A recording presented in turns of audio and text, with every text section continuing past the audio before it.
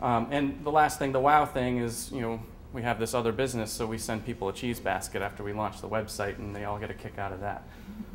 Jason, 2 minutes. 2 minutes, okay. So how do we market? We don't spend money on a marketing budget. We don't have a PR firm. We don't do any advertising. I would say the way that we market and do customer service is to invest all of that same money we would otherwise put into marketing and advertising and put it into our culture and customer service. And our culture is really about the employees and making sure that they're loyal and happy, and they'll say the same thing I'm saying to you today if you question them through a side dialogue, through Twitter or a blog or whatever else. Which leads me to my next point. She mentioned a paradigm shift. I had this quote here I wanted to mention. People may not remember exactly what you did or what you said, but they'll always remember how you made them feel. And I think if you focus on that with the wow factor, or like we literally nourish our customers with cheese, that's going to be what resonates and leads to referrals and customer retention. I'll get to the paradigm shift in a second. 2 minutes? 1 minute left. So I didn't go to business school and learn all about formulas and all, customer lifetime value and all these other things. But I did learn what I think the major takeaway is. If you do study all those formulas, it's cheaper to retain customers than it is to get new customers. And it's cheaper to let your customers do marketing for you, which they can with social media. That leads to this, to my last point, which is that things really are changing. There's a paradigm shift going on, and social media is changing the game, and it's not going away. It's not just a buzzword. We're living in an age of greater transparency, and you have a competitive edge if you understand that, and if you do it better than the big corporations. They're going to have a lot more pain dealing with this paradigm shift than a small business will, because they're all structured so that their message comes through a tight little funnel through a marketing department or a PR department. And they don't realize that they can't do that anymore because there's back channel discussions going on with Twitter and Facebook and everywhere else. And so they need to change their culture as opposed to trying to control their messaging through one little filter. And that's the result of what social media is doing. So it is about transparency. And I think the big takeaway from a customer service perspective is to learn about these technologies and use them. For us with B2C, Yelp has been a really educational experience, understanding that people start talking about you and how do you react to that, and it's unique that you can get this feedback that you never had before. Yep, that's it. 12 minutes? All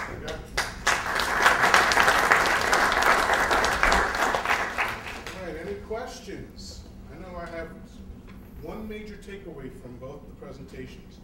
Know your cow. It's very important. But anyway, any questions? Any questions? Should I pass this back to you, or are we passing it around now? I guess more comment than question. Actually, several comments. I don't know whether started out what you said about Yelp. Have you had any problems with Yelp? Because I know there was some flaming, whatever else. Tons of problems with Yelp. I hate it.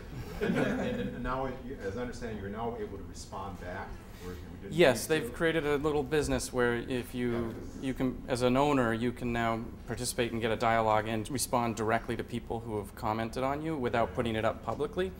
And what's important about that is if you respond publicly, it just creates more buzz around that thread. All of a sudden, if you engage in a dialogue, and then usually they're unreasonable people who are just complaining.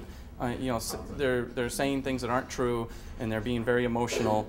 And if you get tied up in it, suddenly that thread rises up to the top, and it's the most popular thread, which is, I guess there's no such thing as negative publicity, but I think in that case there is, because it's a website that's saying you stink and you have 1 star, and it's getting a lot of traffic because you're having a dialogue. So you have to avoid engaging people like that, but I think just observe and see what the dialogue is and try to mitigate that on the other side of the business, in the customer service side.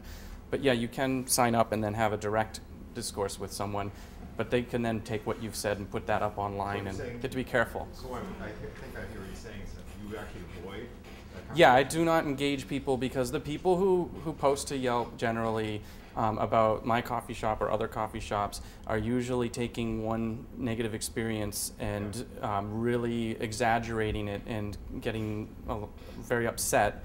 And 9 times out of 10, you hear from those people, but you don't hear from the 20 other people who come in every morning and they know they know your name behind the counter and how you want your coffee and they hand it to you. You don't hear about all that, and so I tread very carefully there. Yeah, keep something in mind about customer service. This is a little Psych 101. Next week I'm teaching a class at the Local Development Corporation of East New York. It's a 2-week thing on sales. And one thing I always tell someone is when someone calls you with a complaint, the last thing you want to do is defend yourself. Because if you defend, they're going to keep attacking, right?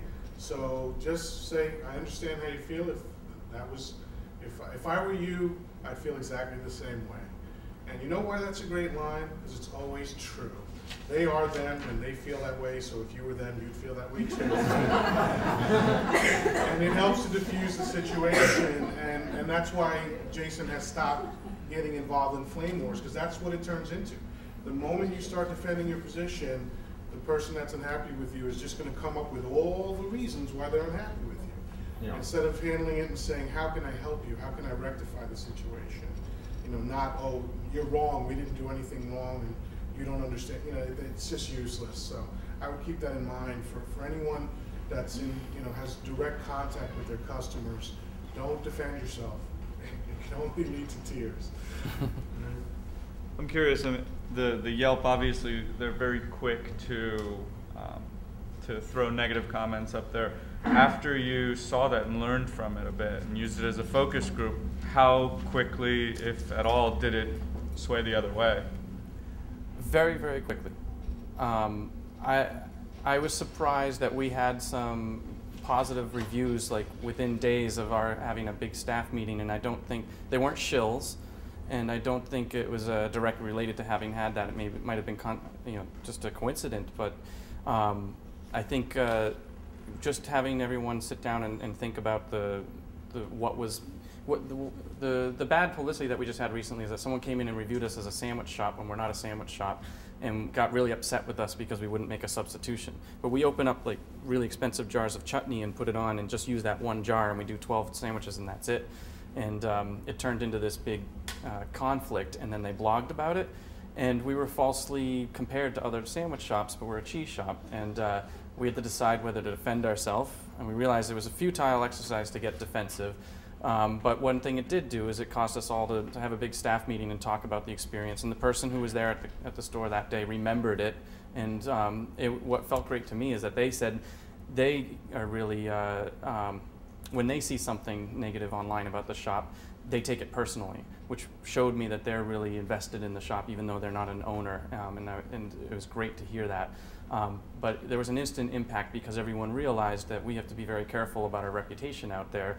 And I got feedback from people who go into the store the following week talking about how they noticed a difference and that everybody was, there was some people having side dialogues behind the counter, which, customers come in and then they kind of feel like they don't want to interrupt the people behind the counter.